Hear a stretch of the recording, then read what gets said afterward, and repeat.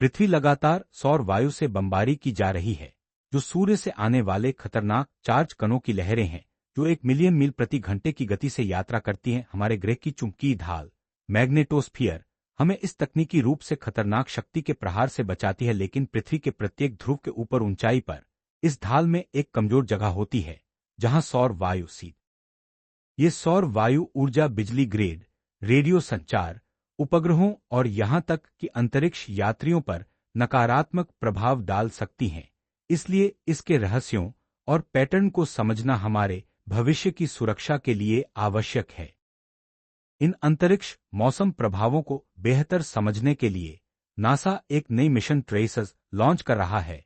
ये 2 अंतरिक्ष यान पोलर कास्प्स के माध्यम से यात्रा करेंगे ताकि मैग्नेटिक रिकनेक्शन के क्रांतिकारी मापन कर सकें।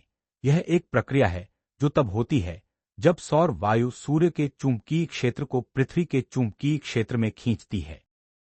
जब सूर्य और पृथ्वी के चुंबकीय क्षेत्र टकराते हैं तो बड़ी मात्रा में ऊर्जा निकलती है। चुंबकीय क्षेत्र की रेखाएं टूटती और फिर से जुड़ती हैं, नई क्षेत्र रेखाएं बनती हैं।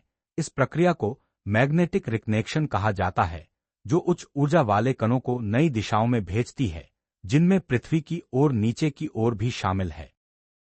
रिकनेक्शन को सीधे देखना बेहद कठिन होता है, क्योंकि यह पृथ्वी के मैग्नेटोस्फीयर के विशाल आकार की तुलना में छोटे पैमाने पर होता है। मैग्नेटिक रिकनेक्शन मैग्नेटोस्फीयर के विभिन्न स्थानों पर होता है, लेकिन इसे सबसे आसानी से पोलर कास्प्स में अध्ययन किया जा सकता है। जब सौर वायु पृथ्वी के चुंबकीय ढाल से टकराती है तो कास्प्स में इसका प्रभाव गूंजता है, लेकिन पोलर कास्प्स के माध्यम से उड़ान भरकर ट्रेसेस सीधे मैग्नेटिक रिकनेक्शन के संकेतों का अध्ययन कर सकेंगे, जिससे वैज्ञानिकों को अंतरिक्ष मौसम के पृथ्वी पर पड़ने वाले प्रभावों को बेहतर समझने और तैयारी करने में मदद मिलेगी। जैसे जैसे हम इसे समझते हैं और इसका मॉडल बना पाते हैं, हम इसे सुरक्षित रखने के तरीकों में अधिक सटीक हो जाते हैं और जोखिम कम कर। वैज्ञानिकों ने पहले भी पोलर कास्प्स में मैग्नेटिक रिकनेक्शन की झलक देखी है, जिससे इस प्रक्रिया के बारे में सुराग मिले हैं। नासा का ट्रेस 2 एक ऐसा मिशन था जिसने 2018 में पृथ्वी के उत्तरी पोलर कास्प के माध्यम से 2 साउंडिंग रॉकेट्स लॉन्च किए थे।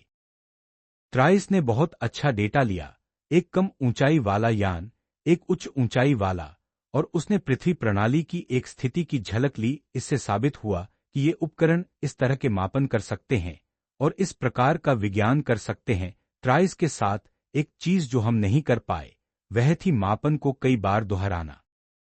एक झलक आपको पूरी पृथ्वी प्रणाली के व्यवहार के बारे में नहीं बताती, खासकर तब जब सौर वायु हमें बहुत सारे बदलाव लेकर आती है। अंतरिक्ष भौतिकी अनुसंधान की एक पुरानी समस्या यह है कि अगर यह पृथ्वी है तो आप जिस भौतिकी को देख रहे हैं उसके माध्यम से एक उपग्रह उड़ाते हैं और कुछ देखते हैं, फिर वह एक कक्षा बाद वापस आता है और कुछ अलग देखता है। ट्रेस 2 की विरासत पर आधारित 2 ट्रेस अंतरिक्ष यान पोलर कास्प्स में तेजी से एक के बाद एक उड़ान भरकर कई माप लेंगे, जो 2 मिनट से भी कम के अंतराल पर होंगे। और इसलिए इन दोनों अंतरिक्ष यानों के साथ उड़ान भरते हुए हम इस पुरानी समस्या का समाधान कर सकते हैं कि क्या हम जो रिकनेक्शन नामक प्रक्रिया के संकेत देखते हैं उसके बदलने का कारण कुछ चालू या बंद होना है, या यह सिर्फ इसलिए है कि हम एक क्षेत्र से दूसरे क्षेत्र में उड़ रहे हैं और इसलिए उस क्षेत्र से गुजरते हुए बदलाव देख रहे हैं।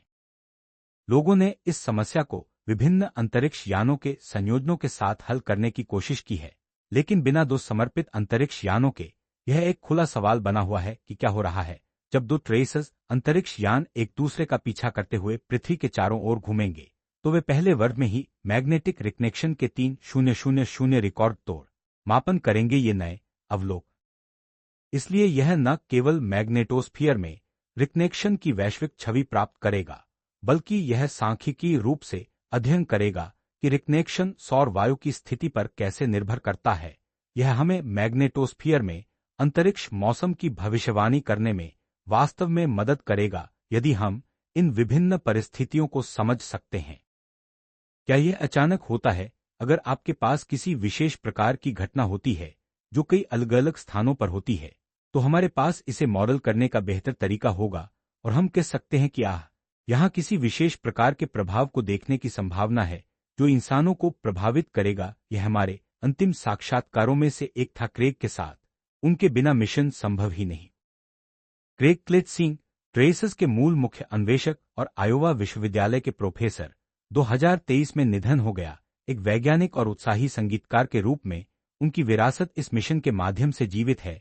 उनके 2 प्री गिटार पिक्स को भी अंतरिक्ष यान में शामिल किया गया है, इसलिए जब ट्रेसेस लॉन्च होगा तो क्रेग का एक छोटा भौतिक हिस्सा, उनकी जिज्ञासा, उनकी प्रतिभा और उनका उत्साह, यह